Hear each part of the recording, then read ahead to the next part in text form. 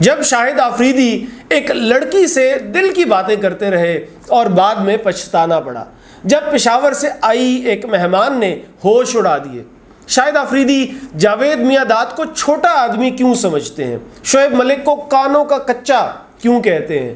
یہ سب اور اس جیسی کئی چٹخارے دار باتیں آپ کو پڑھنے کو ملیں گی شاہد آفریدی کی کتاب گیم چینجر میں، جس کا اردو ترجمہ جمہوری پبلیکیشنز نے شائع کیا ہے۔ نوک جوک کی کتاب کہانی میں اسی پر بات ہوگی۔ میں ہوں عمیر محمود۔ میں نے کتاب کو چٹخارے دار اس لیے کہا کہ اس میں شاہد آفریدی نے کئی نامور شخصیات کے بارے میں کھل کر لکھا ہے، کئی متنازع باتیں بھی لکھ گئے ہیں، بلکہ یوں کہیے کہ لکھتے ہوئے خوب تیز مثالیں استعمال کی ہے، جس سے میری چسکے لینے کی عادت کو بہت تسکین ملی ہے۔ اس کتاب میں شاہد آفریدی نے خواتین مداحوں کے حوالے سے پیش آنے والے جو واقعات بیان کیے وہ تو بہت ہی دلچسپ ہیں، اور ایک واقعہ تو ایسا ہے جسے پڑھنے کے بعد میں ہنس ہنس کر دوہرا ہو گیا۔ ہوا یوں کہ ایک انتہائی سریلی آواز والی لڑکی نے شاہد آفریدی کو ٹیلی فون کالز کرنا شروع کر دیں۔ آفریدی صاحب بھی دل ہار گئے اس پر، وہ بھی فون پر اس سے دل کی باتیں کیا کرتے، اسے اپنی ذاتی باتیں تک بتا دیں۔ یوں باتیں کرتے کرتے بات بڑھ گئی۔ ایک روز عید پر انہوں نے اس لڑکی سے کہا کہ تم میرے گھر آ جاؤ۔ لڑکی نے کہا کہ ٹھیک ہے میں آ جاتی ہوں، اور پھر وہ آ گئی۔ وہ آئی، اس نے دروازے کی گھنٹی بجائی۔ شاہد آفریدی نے گھنٹی سنی تو وہ گیٹ کھولنے کے لیے گئے باہر، اور جب انہوں نے دروازہ کھولا تو آگے 16 سال کا ایک لڑکا کھڑا تھا۔ یہ دیکھ کر شاہد آفریدی پہلے حیران ہوئے، پھر پریشان ہوئے، کیونکہ وہ اپنی بڑی ذاتی قسم کی باتیں اس لڑکے کو بتا چکے تھے۔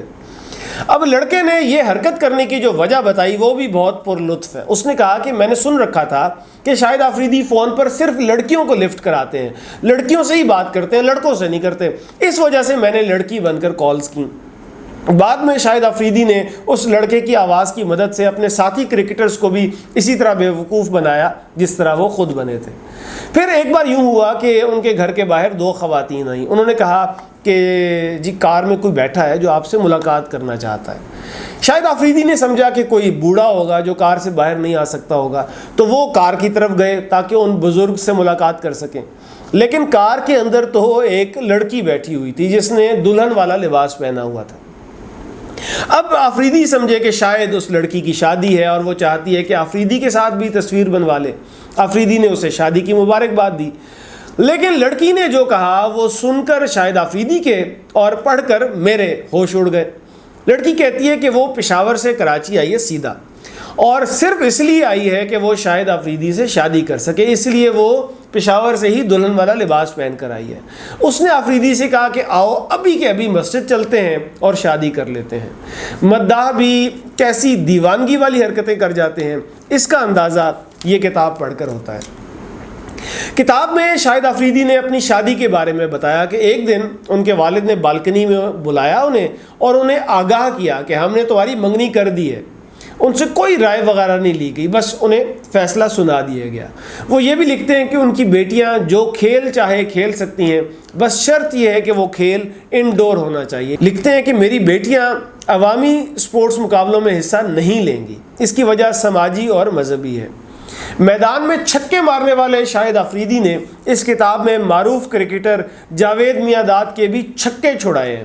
انہوں نے جاوید میاں-داد کو چھوٹا آدمی، کمزور شخص قرار دیا ہے، ان کے لیے گھٹیا کا لفظ بھی استعمال کیا ہے۔ شاہد آفریدی لکھتے ہیں کہ ایک بار جاوید میاں-داد ٹیم کی کوچنگ کر رہے تھے اور انہیں ٹیم میں شامل نہیں کرنا چاہتے تھے، لیکن وسیم اکرم ٹیم کے کپتان تھے۔ انہوں نے کہا کہ اگر شاہد آفریدی نہیں کھیلے گا تو وہ بھی نہیں کھیلیں گے۔ وسیم اکرم کے دباؤ پر جاوید میاں-داد نے شاہد آفریدی کو ٹیم میں شامل تو کر لیا، لیکن کشیدگی برقرار رہی، یہاں تک کہ جاوید میاں-داد نے انہیں پریکٹس بھی نہیں کرنے دی۔ شاہد آفریدی کے مطابق جاوید میاں-داد چاہتے تھے کہ آفریدی ان کے انداز میں بیٹنگ کریں، جبکہ شاہد آفریدی چاہتے تھے کہ جو ان کا اپنا سٹائل ہے اسی میں بیٹنگ کریں۔ خیر، میچ میں آفریدی نے اپنے انداز میں بیٹنگ کی، سینچری بھی بنائی، اور پاکستان 12 رن سے وہ میچ جیت گیا۔ میچ کے بعد میاں-داد آفریدی کو ایک طرف لے گئے اور ان سے کہا کہ ابھی یہ جو تقریب ہوگی اس میں تم نے میرا شکریہ ادا کرنا ہے اور لوگوں کو بتانا ہے کہ جاوید میاں داد نے ہی میری صلاحیتیں نکھاری ہیں اور مجھے بلے باز بنایا ہے۔ یہ سب یاد کرتے ہوئے شاہد آفریدی نے لکھا ہے کہ اس دن کے بعد سے جاوید میاں داد کے لیے ان کے دل میں احترام ختم ہو گیا۔ لکھا ہے کہ جسے وہ کرکٹ کا عظیم ترین کھلاڑی سمجھتے تھے، حقیقت میں وہ بہت چھوٹا آدمی نکلا۔ یہ بھی لکھا ہے کہ جاوید میاں داد ماضی میں رہتے ہیں، ان کا سایہ خود ان سے بڑا ہے۔ جب تک وہ کھیلتے تھے اس وقت تک ان کی شہرت تھی، لیکن کرکٹ سے سبکدوشی نے ان کے اندر کا گھٹیا پن ظاہر کر دیا ہے۔ بعد میں جب انہوں نے کرکٹ بورڈ میں خدمات انجام دیں تو قطعی بیکار ثابت ہوئے۔ یہ الفاظ ہیں شاہد آفریدی کے جاوید میاں داد کے بارے میں۔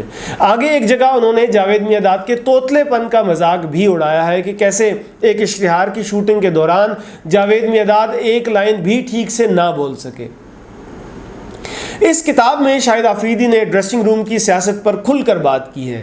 عامر سہیل سے لڑائی کا قصہ بھی بیان کیا ہے۔ ایک موقع پر یہ بھی لکھا ہے کہ جب شعیب ملک کو قومی کرکٹ ٹیم کا کپتان بنایا گیا تھا تو اس وقت ان میں قیادت کرنے کی صلاحیت ہی نہیں تھی۔ انہوں نے شعیب ملک کو کانوں کا کچا کہا ہے۔ یہ بھی کہا ہے کہ شعیب ملک سنی سنائی باتوں پر یقین کر لیتے تھے۔ شاہد آفریدی نے وقار یونس کو اوسط درجے کا کپتان کہا ہے۔ یہ بھی کہا ہے کہ وقار یونس کھلاڑیوں کے کانوں میں زہر بھرتے رہتے تھے۔ کچھ گلے شکوے نجم سیٹھی سے بھی کیے ہیں۔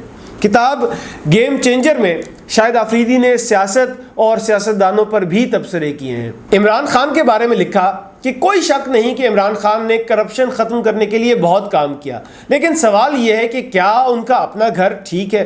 کیا ان کے ساتھی کرپشن سے پاک ہیں؟ کیا ان کی پارٹی کرپشن سے پاک ہے؟